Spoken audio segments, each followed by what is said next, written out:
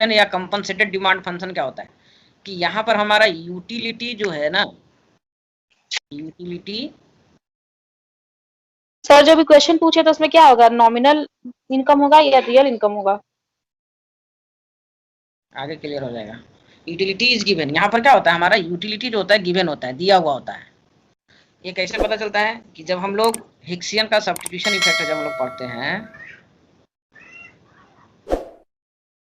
तो क्या होता है कि मान के चलते हैं ये पहले का प्राइस बजट लाइन है ए बी, ये Q1 हो गया, ये Q2 हो गया, और जब Q2 का प्राइस कम होता है तो Q2 का जब प्राइस कम होता है तो इसका परचेजिंग पावर भी बढ़ जाता है। तो परचेजिंग पावर को कम करने के लिए हम लोग क्या करते हैं, इसका इनकम को कंपनसेट करते हैं, मतलब क्षतिपूर्ति करते हैं, है ना। जब क्षतिपूर्ति करते हैं, मान के चलते हैं पहले यहाँ पर था, अब जब प्राइस कम हुआ, यहाँ पर P2 का प्राइस कम हुआ तो higher level of utility, higher level of difference कर में जाएगा। लेकिन जब इतना हम इन लोगों को कंपनसेट कर लेते हैं CD के बराबर, कंपनसेशन, ठीक है, क्षतिपूर्ति कर लेते हैं, तो ये कितना करते हैं, इतना हम इससे आय ले लेते हैं या फिर रियल इनकम जो बढ़ा है उसको ले लेते हैं, ताकि पुराने लेवल ऑफ सेटिस्फेक्शन को आसानी से अचीव कर सके।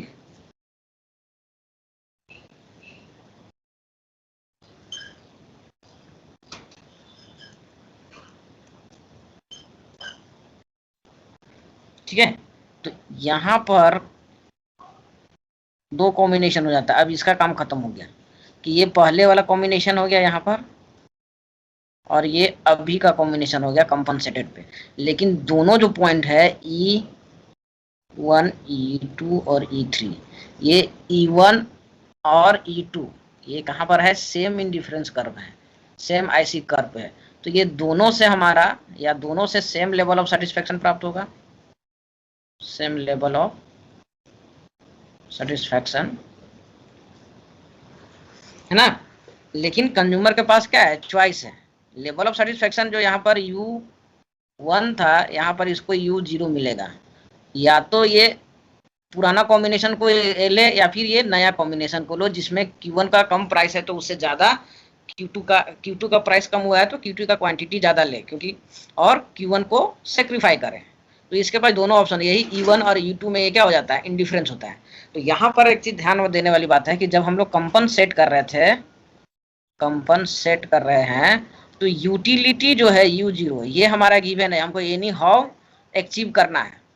और यहाँ पर हम लोग क्या कर रहे थे, एक्सपेंडिचर को मिनिमाइज कर रहे थे कि हम उसे कितना लें, मतलब उसका एक्सपेंडिचर को कितना कम करें। इसलिए यहाँ पर हमारा एम क्या हो जाता है, एक्सपेंडिचर मिनिमाइजेशन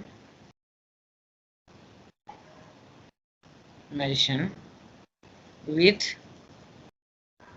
जिसे हम लोग कंपनसेट करते हैं तो क्या कंपनसेट करते हैं, मतलब जो बजट लाइन है वो उसको नीचे कर देते हैं और परचेजिंग पावर। यहाँ पर आई नहीं बोल रहा है बल्कि परचेजिंग पावर बोल रहा है। बजट आपका उतना ही है 100 रुपया, ठीक है।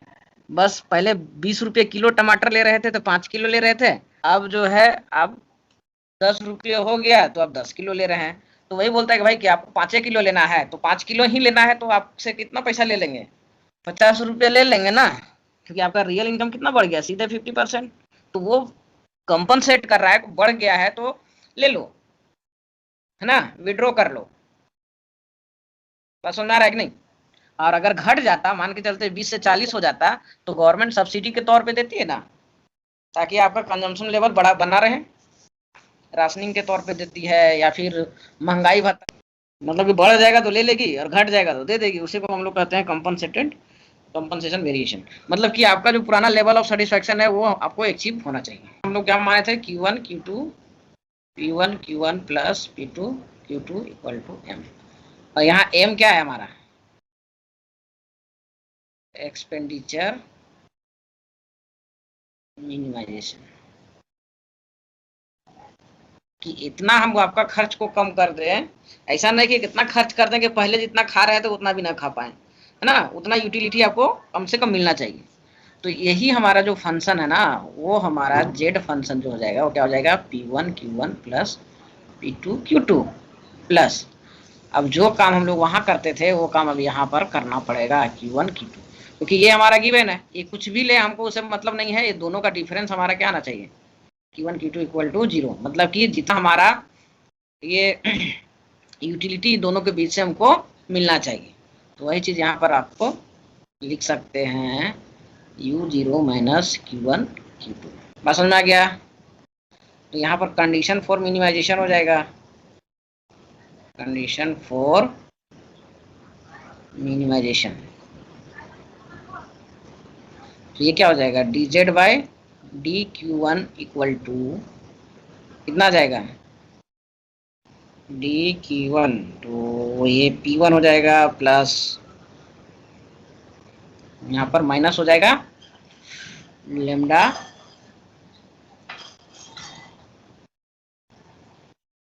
Minus lambda Q2 equal to 0, या फिर P1 equal to lambda Q2 या लेमडा इक्वल टू P1 बटा Q2।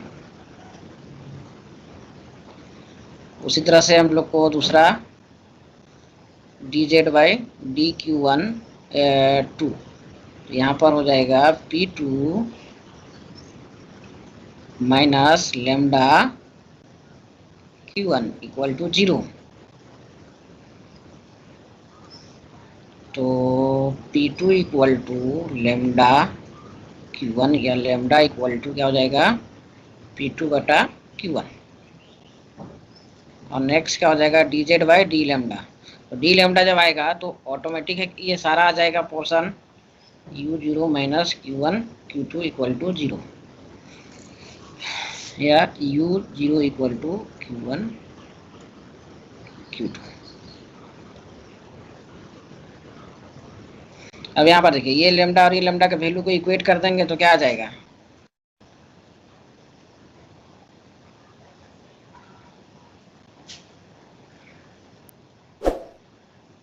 P1 Q2 equal to P2 Q1 ना। अब इसको क्रॉस मल्टीप्लाई करेंगे तो ये P1 Q1 equal to P2 Q2 हो जाएगा। तो देखिए इसका वैल्यू यहाँ पर पुट करना पड़ेगा, तो यहाँ से किसी एक का लेना होगा, Q1 इक्वल टू हम निकाल लेते हैं, Q1 इक्वल टू क्या हो जाएगा, P2 Q2 बटा P1। अब ये वैल्यू जो है इसमें हम लोग पुट कर देंगे, तो U0 इक्वल टू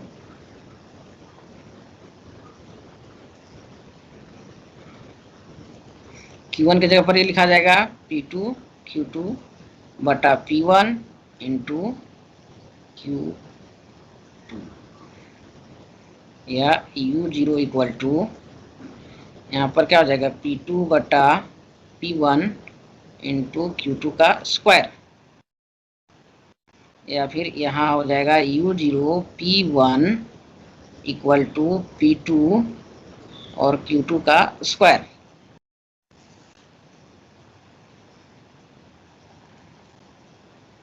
या E0 P1 equal to back कीजिए ना स्क्वायर, और Q2 स्क्वायर इक्वल टू क्या हो जाएगा U0 P1 बटा P2, या फिर Q2 इक्वल टू क्या हो जाएगा under root U0 P1 bye P2। और सिमिलर अगर हम Q1 का निकालेंगे तो Q1 स्टार इक्वल टू क्या हो जाएगा under root U0 into P2 बटा P1।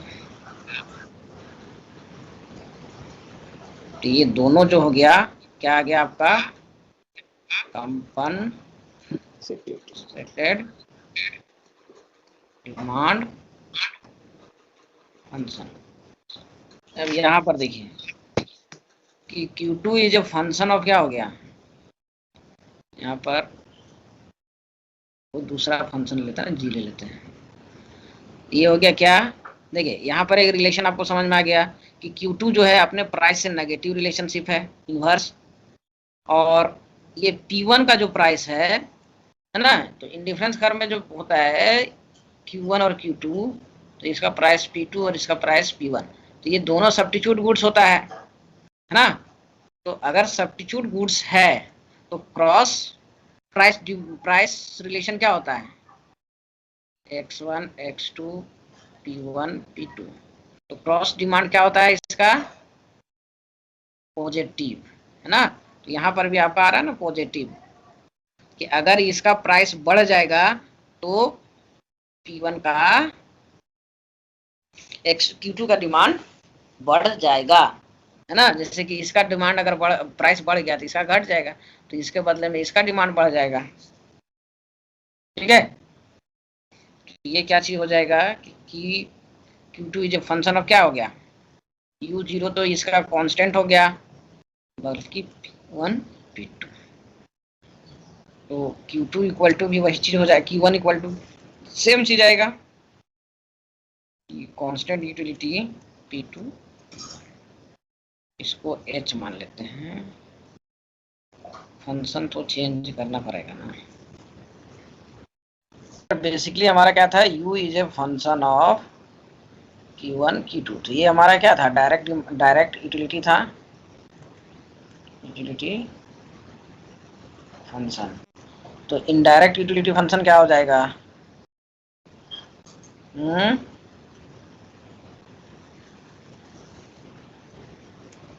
कुछ कर लेते हैं कैप,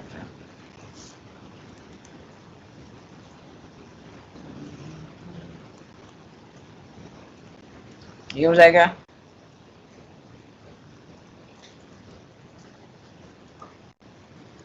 तो इसके बराबर क्या था, अब डायरेक्ट यहाँ पर लिख सकते हैं, कोई बात नहीं है, U0 P1 P2। और अगर वैल्यू भी पुट करना चाहते हैं तो ये क्या हो जाएगा, फंक्शन ऑफ Q1 का वैल्यू कितना आया था, अंडर रूट वाला डाल सकते हैं ना, मैंने नहीं डाल सकते थोड़ी आ रही है।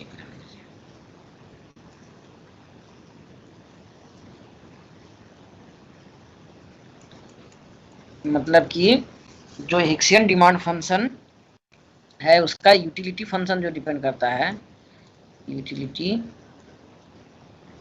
Function depends on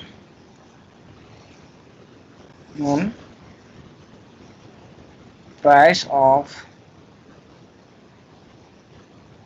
commodities and their utilities।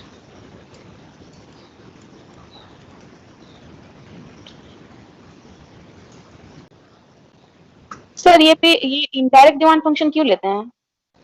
तो वैसे दिखाना हम्म, नहीं, डायरेक्ट वाला में कॉमोडिटी से लेते हैं ना जी। तो इनडायरेक्ट कहने का मतलब जब उसमें प्राइस ऐड हो जाएगा, यहाँ पर देखिए दोनों का प्राइस है।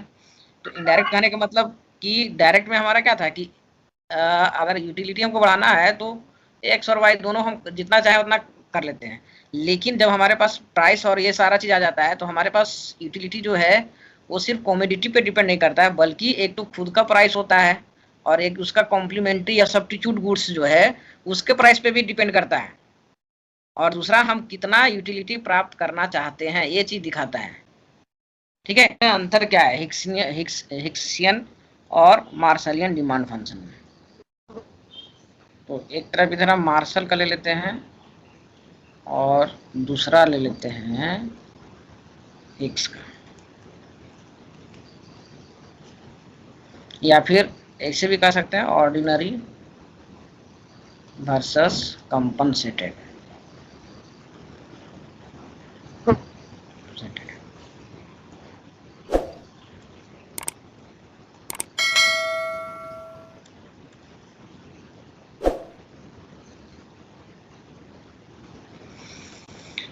तो देखिए पहला क्या है कि ये यूटिलिटी मैक्सिमाइजेशन करता है, मैक्सिमाइजेशन, और ये हमारा करता है एक्सपेंडिचर मिनिमाइजेशन।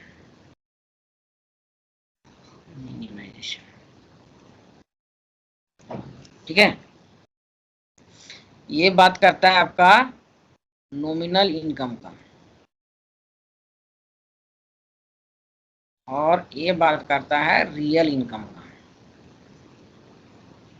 ना। इसलिए इसका जो डिमांड कर्व होता है, मार्शलियन डिमांड कर्व जो होता है वो फ्लैटर होता है। मार्शलियन demand curve is flatter,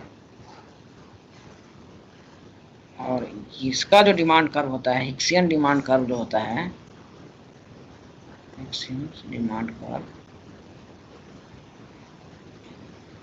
is steeper, है ना। ये स्टीपर होता है, मतलब कि अगर इसको ग्राफ में अगर आप देखना चाहते हैं तो इसको दूसरा स्लाइड में दिखाना होगा, ये इस तरह से होगा।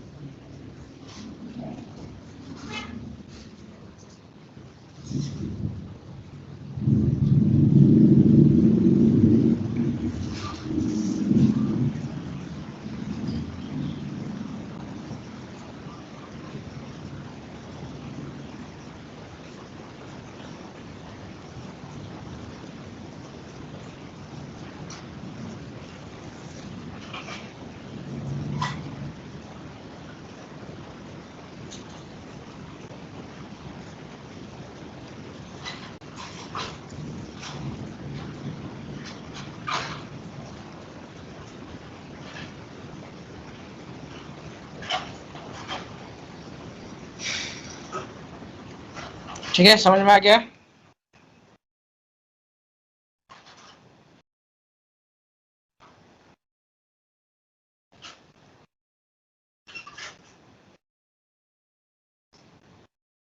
देखिए यहाँ पर क्या था कि ये सीधा सीधी प्राइस कम होता है, P2 का अगर प्राइस कम हुआ तो सीधा X2 का डिमांड बढ़ा देता है ना। मतलब कि ये नॉमिनल पे काम कर रहा है, नॉमिनल इनकम पे।